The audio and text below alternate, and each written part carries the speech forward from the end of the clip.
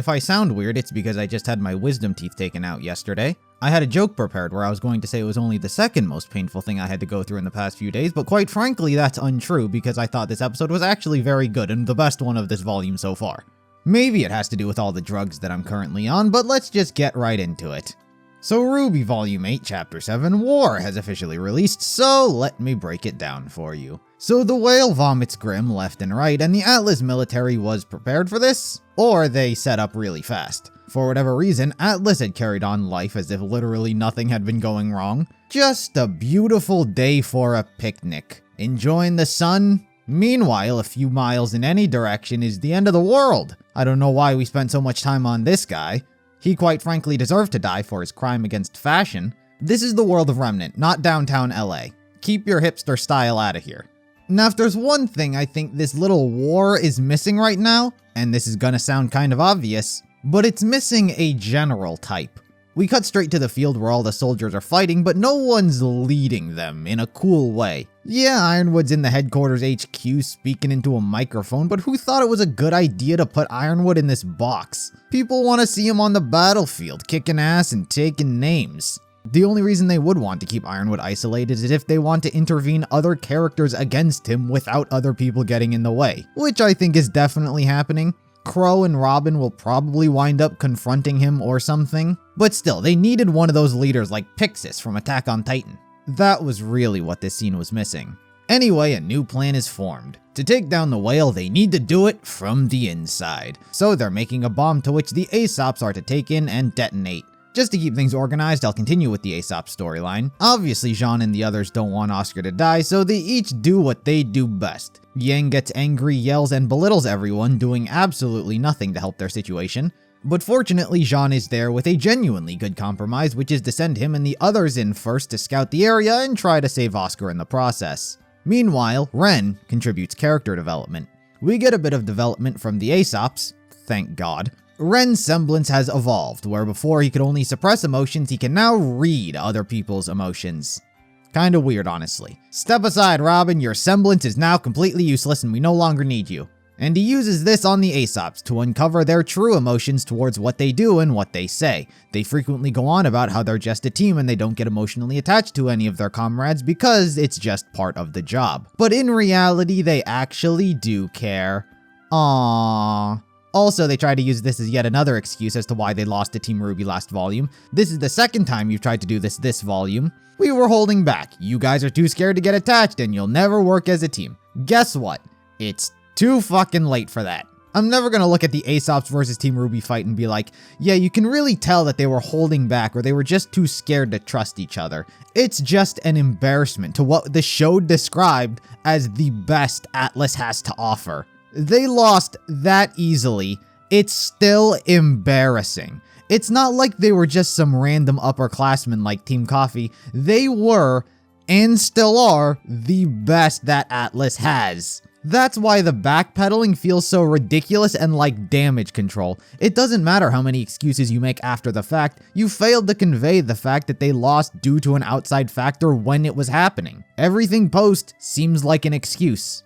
And if there's one thing I wish this scene did, it would be to not act like the Aesops are going about things the wrong way. The main characters are motivated very clearly by emotion. Oscar is our friend. We are going to sacrifice all of us, even if it means he's the only one who lives. While the Aesops are a much more greater good and a semi-selfless outlook. As Elm said, sacrificing 3 people for 1 isn't worth it. And at the same time, by staying distant from their teammates, thinking of them as only teammates, they'll feel less inclined to really do everything they can to save them. By lessening their own importance to each other, it's easier to let go when one of them dies. It's a sad but semi-respectable way to go about how you view your life. It's not necessarily right, but it's for the greater good. I'm sure if they asked Oscar if he wanted everyone to risk their life for him, he would say no and to just let him go. It's a very big picture sort of mentality they have akin to Ironwood. By scale, yes, Ironwood is about to kill millions, but it's to save billions and future generations. It's a complicated moral question, but I just wish it didn't play it as though the Aesops are flat in the wrong and haven't put any thought into their decisions. Anyway, I'm just glad this is the first time Harriet hasn't been painted as a bad person. Meanwhile, with Oscar, he's somehow not dead. His aura broke before he even got to the whale, and now Hazel's been beating the shit out of him for far too long for this child to have not died from internal bleeding. Anyway, we learn Salem recruited Hazel for his hatred of Ozpin, which was easy to see, as well as the fact that he's swole as fuck, which is also easy to see. It turns out Hazel killed Salem over and over again until he became all tuggered out and was convinced that she was unstoppable, and to get vengeance against Ozpin, he had to join her.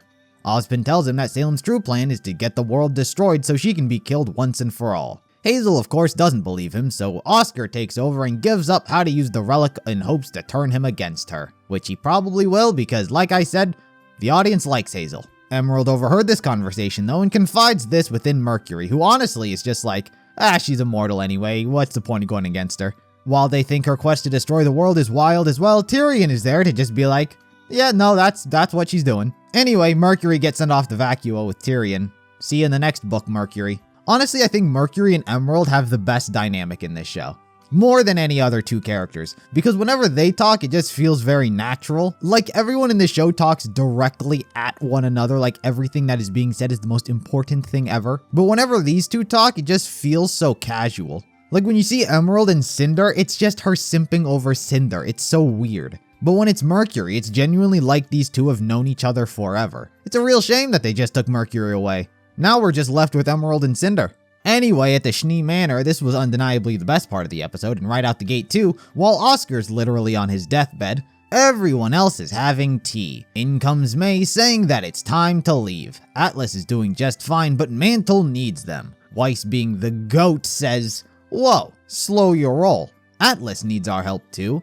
Also, she has family and people here she cares about. And what is, quite frankly, way too late to have just started doing this is what proceeds to happen with May. Weiss is taken aback with how easily she wants to leave Atlas and asks if she has family here. A bit of a rhetorical question because she has met her brother, but May says no, she's transgender and her family disowned her or never approved or something like that. Either way, she doesn't like them, and this is the reason she's willing to abandon Atlas as a whole. Because as we all know, it's only doing the right thing if the people you're helping like you.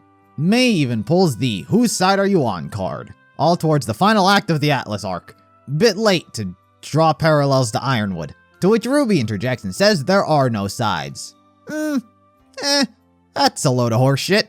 That's why 2 episodes ago we announced to the entire world Ironwood cannot be trusted, because there are no sides. RWBY, there are no sides unless you're on our side Rose giving speeches. Meanwhile, over here with Oscar, I should have been the main character Pine, is the one who went out of his way to talk to Ironwood last volume trying to extend an olive branch, and is currently being tortured to death by Salem, and turning the enemies against each other, doing literally all of the heavy lifting, while RWBY's over here drinking tea and saying, guys, there is no sides. But anyway, this was good on Weiss's end, because she is from Atlas and has a tie and connection to it, and the people a part of it.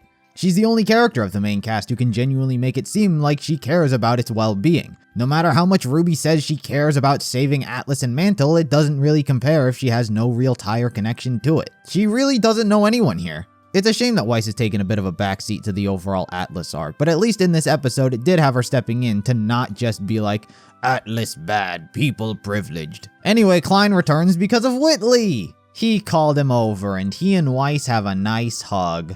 Aww. While I've always been on the Whitley is actually the victim train, it definitely feels like this wasn't ever really planned for him to be like this. This feels like something they decided later, because Klein is super friendly like he's always understood what Whitley's gone through, but because they've never showed or implied this until last volume with only Willow, who we still haven't seen again, it feels more like course correcting. Don't get me wrong, I'll take it 100%. But I'm glad after treating him like shit literally every second he's on screen, now you decide to treat him like, oh, he's a human being who went through the exact same thing Weiss did. All I can say is finally. But fucking Winter needed to be here too, then that would have made it so much better. Anyway, convenient crashes convenient as Penny crashes directly in front of the Schnee Manor door. Hopefully she dies and the powers go to Winter. That'll make everything better. Honestly, this was a good episode. The Aesop's got some character development, they're pretty complex. Weiss steps in, cause she has emotion towards Atlas. Oscar, being the literal main character of this entire franchise all of a sudden. There were a lot of good moments, not any moments that I particularly think were bad. Some kind of weird ones here and there, but I actually thoroughly enjoyed this episode. Anyway, moral of the episode is Whitley is the best.